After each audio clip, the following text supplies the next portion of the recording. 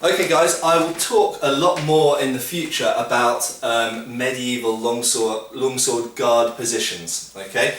But the first important thing, this is just going to be a short video, but the first important thing to acknowledge and to recognise is that longsword, and in fact pretty much all medieval guard positions, until we really get into the Renaissance, guard positions are mostly starting points and end points.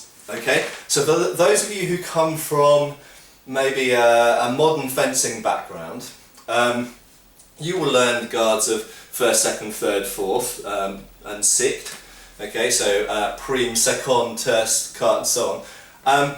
And these are both a start position, so if I go here in terce, they're both a start position and an end position therefore, but also they cover a line. Okay, now when you're looking at medieval systems, you have to kind of throw this idea out of your head, because medieval guard positions are positions of action generally. Okay, there are some exceptions, especially when you get into the Bolognese stuff, but I'll talk about that in more depth in a future video. But generally speaking, so if we take posta di donna or vomtag sort of position, so position here where we've got the sword ready to cut, raised sort of over the shoulder, behind the head, my opponent's over there.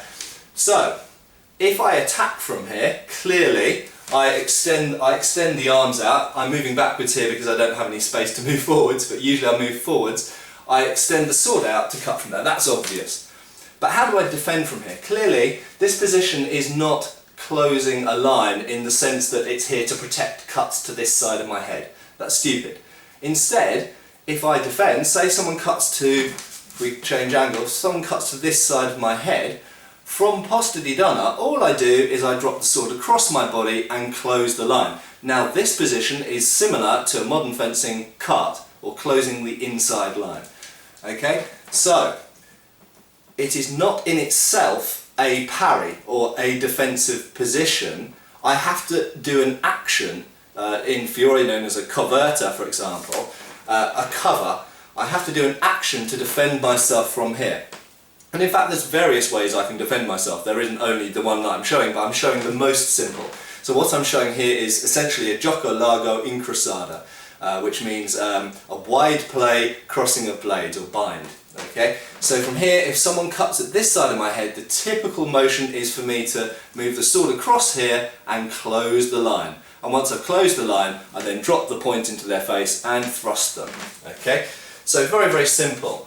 But it's very important when you start looking at medieval systems, especially if you have experience from modern fencing, to recognise that the guard positions are start positions and end positions, and they're very rarely parrying positions. The parrying positions are actually quite similar to modern fencing in most cases, or they are simply striking the incoming blow, so you're cutting into a cut. But again, I'll look at that in more detail in future videos. And I have shown examples in previous videos, and you can see examples indeed in our sparring videos and other people's sparring videos. So there we go. Medieval guard positions, whether it's here or here or here, or you can't see the low positions down there, but there, all of these sort of guard positions you see in Fiore and the Lichtenau lineage of treatises are, generally speaking, start and end positions. They are not usually parrying positions. Okay, so some people have criticised or questioned, I won't name names, but you probably know who I'm talking about, have questioned, for example, this guard position. It is not in itself a parrying position. If I'm going to defend myself from here, I might move the sword to there as I parry and then cut. Or I might move the sword to there, essentially to terce. Or I might move the sword to there, essentially card.